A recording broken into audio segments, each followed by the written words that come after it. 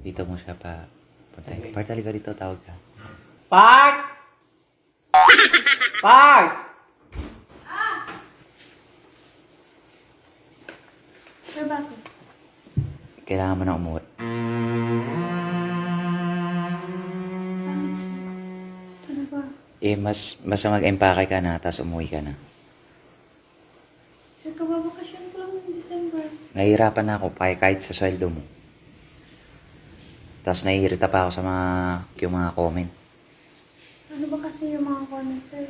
Mas maganda ka na raw kay Dr. Zoe. Hindi ako. Hindi naman. Yun yung mga comment eh. Mas maganda si Zoe kasi artista yan, sir. Sige na, ano ka na, mag-empake ka na. Tapos, kasi mamaya parating na yung bagong kasama dito sa bahay. 3 pa yun. O ikaw, 1 ka lang. Tulungan mo na si Yayna, mag-empake. Hindi ka na pa. Tulungan na ng pake. Ito na yung maleta. Sir, Sige na, mo na siya. Mag-empakehan mo. Sige na, Yayna. sir, si Bart kaya paalisin. Huwag ako. Ano? Ikaw nga, Yayna. Idadamay mo pa isa, tingnan mo, pangupa yan. At least, hindi ka ba natutuwa?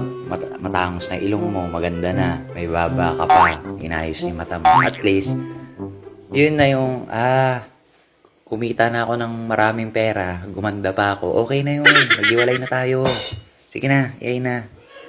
Okay na yun, at least naging maayos na yung buhay mo. Hindi naman.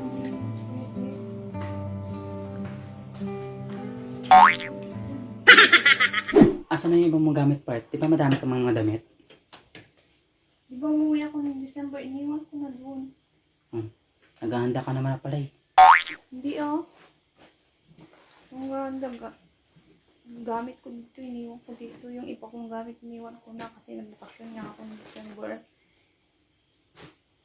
Inaayusin mo na. Biglang naman yung sinabi si Sir sa akin, bakit ako mag-i-impake bigla? Ewan ko. Yun siguro yung nababasa sa mga comment. Dahil lang sa maganda ako? Hindi ano? Yun kasi, nagpapaganda ka pa kasi. Sinabi ko na sa'yo dati pa. Kung pinasa mo sa akin yan, sana natuwa pa ako. Ayoko umuwi. Yan kasi, kasing kakasweldo, gusto pataasan pa. Huh?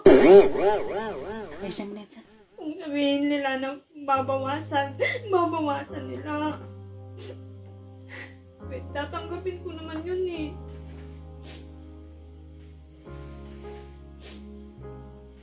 May langaw. Bilisan nyo, Yayna, kasi dyan na yung 3 mamaya. Sir, ayoko umuwi. May gagawin ako.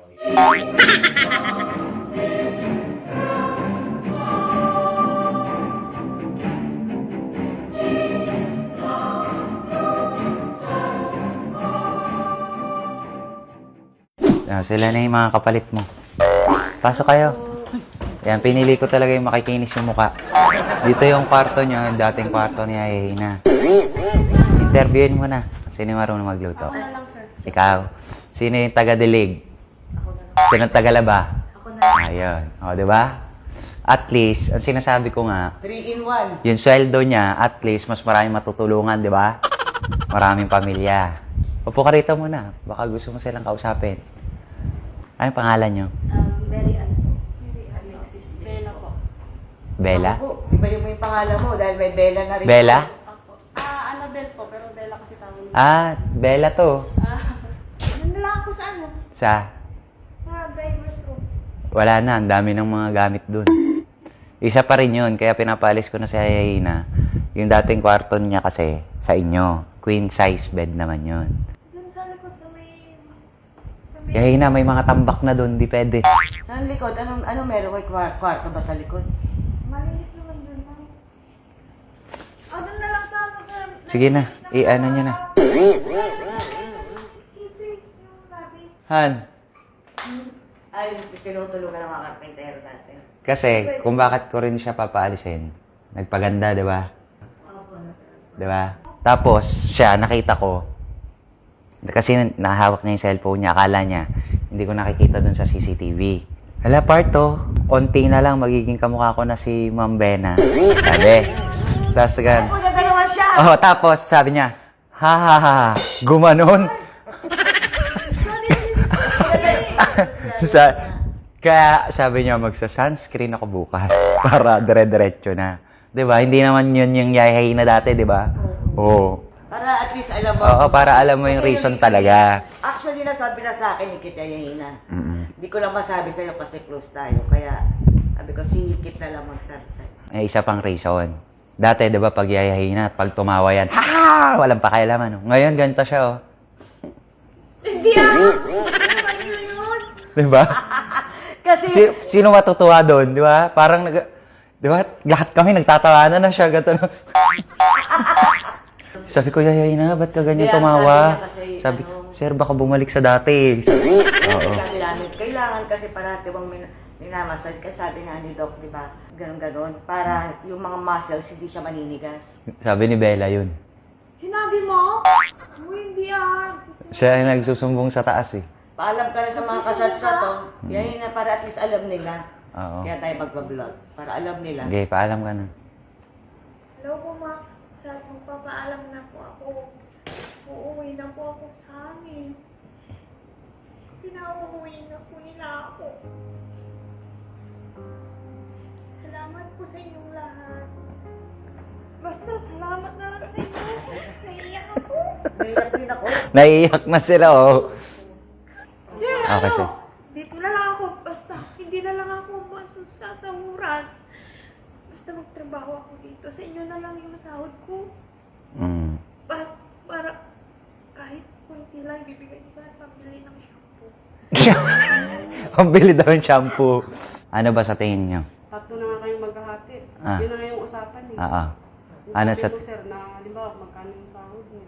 Sorry ate, yun kasi. Kailangan din kasi namin ng trabaho. May mga anak din kami sir, lumuwas talaga kami sir. Parehas tayo, may anak. Kasi, may edad kasi. May edad na kasi. At least pag bata. At least pag bata nga, mas maliksi, di ba? Kailangan po na magpahinga mo rin natin. Oo, pahinga ka daw kasi matanda na. Senior citizen na. Ilang taon na po ba siya sir? 72? 72 ka na? Dito na, te.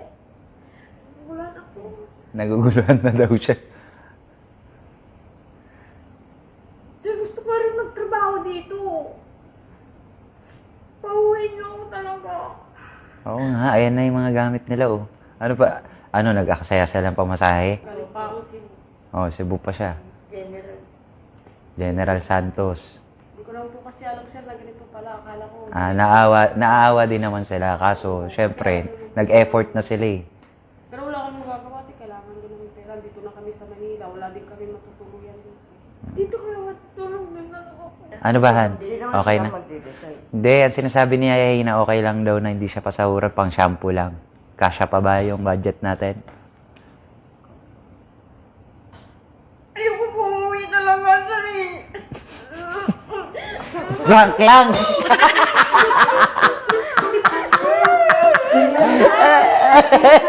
Oy, prank lang!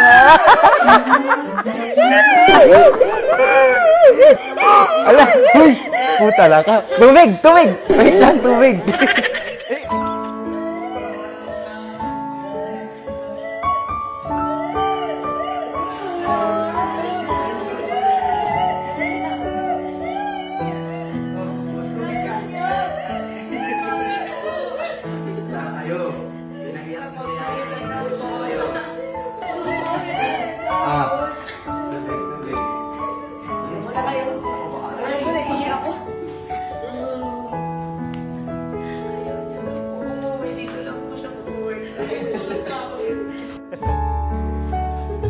At least madami na kayo, oh. Hindi ka ba natutuwa?